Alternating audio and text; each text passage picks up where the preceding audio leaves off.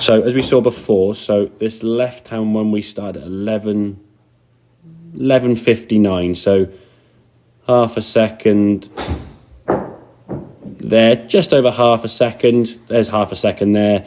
We're at the top of the backswing, so 0.6 of a second we've completed the backswing, okay? This one here now, we're starting at there, so we'll say 3.8. So if we're at the same speed, we'd be at what, 4.5, that sort of thing, okay? There's 4.6. And then now sort of 4.0. So we're taking up just under a second to complete the back, so sort of roughly sort of 3.8 on the clock there, up to about 4.8 there. So we take a bit more time to get to the top of the back. So your backswing now is a lot more stable as you then come back to the goal. And when you finish, you're more in balance there. This one, again, just look at the speed of swing. We'll put them side by side and watch them hit. Okay, so this left-hand one now.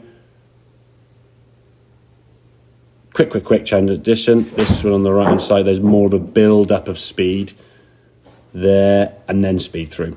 Now, you've got to start learning when that speed starts coming on, okay? And that's going to be the practice, obviously, but I'd rather you, as a general movement, be more balanced. And like I say, the knee does move. The one thing you've got to try to get out of your sort of mind is that, oh, the knee's moving wrong, I'll not move it.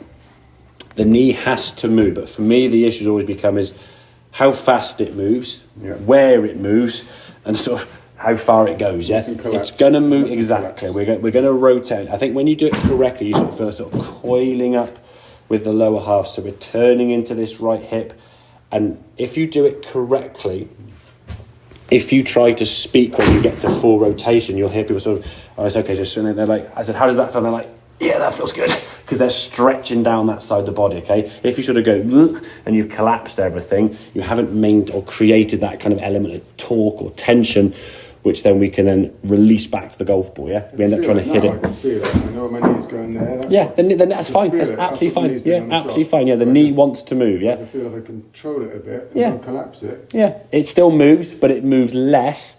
Certainly a lot less earlier in the swing as well, yeah? So the my desire to get round, I think. It's when I collapse the knee, I can get round further. And the thing is, when you first started, your swing speed obviously wasn't as quick because there's a lot of tension there and you're gripping it for dear. I'm still a lot of cases people are gripping it too tight now, but generally your club head speed wasn't as quick, so it wasn't as much of an issue. Now you're developing a lot more club head speed. We're going into the longer clubs. We'll look at some of the drivers as well today we go through.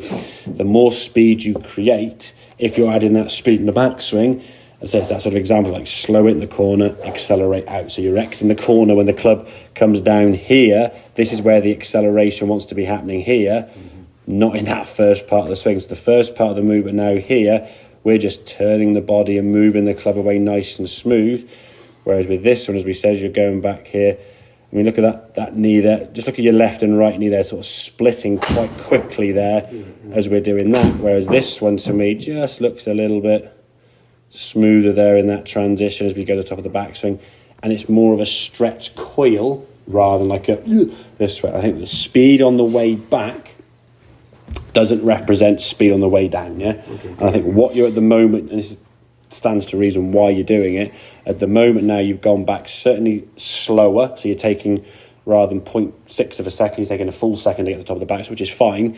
But then coming back down a couple of times, you almost come back down without speeding up because your speed has always been kind of like one speed all the way through. Yeah. Now we've slowed it down. Yeah. Your brain is still in that, okay, I'm slowing down. Oh, where's the speed? Oh, missed it, too late. Yeah, there's like a window where that club's going. It's not like a very small, we've got kind of somewhere in this area here that club can start accelerating, okay?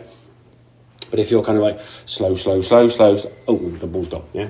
So I'd rather see that to some extent than you going fast, losing balance and whatever. Just to put a note on here now, which we'll talk about the driver, okay?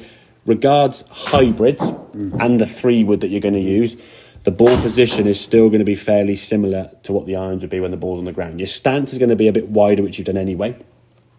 It's a longer club, so you're obviously further from the golf ball. The change with the driver now in terms of the ball position, it's going to be more inside your left heel there, okay? So the ball position is going to move up in the stance rather than being kind of, if I just orange stick, that would be kind of where, so there's kind of like irons and wedges, it's the middle. There's kind of your longer clubs, 3-wood, 5-wood and hybrid, okay? There's going to be driver. I'll explain that with the ball and the tee. You want to be hitting the ball with the ball on the ground as the club is coming down. So the low point of the golf shot is the ball and just after, yeah? With a driver, we want to be hitting it slightly on the way up because of the lack of loft and because the ball's up on this T-peg, we want to be hitting up on it a little bit, not down. So you change the ball position and not the swing. The swing might feel different with a longer club, but generally speaking, it's the same kind of swing position. There's a bit of wider movement because the club's longer. But we're adjusting for the club in terms of the setup, not in terms of the swing. Okay, does that make sense, Anya? Good. I just want to put that on the list so we can remind that for yourself. You grab the driver then and we'll set up with that now, okay?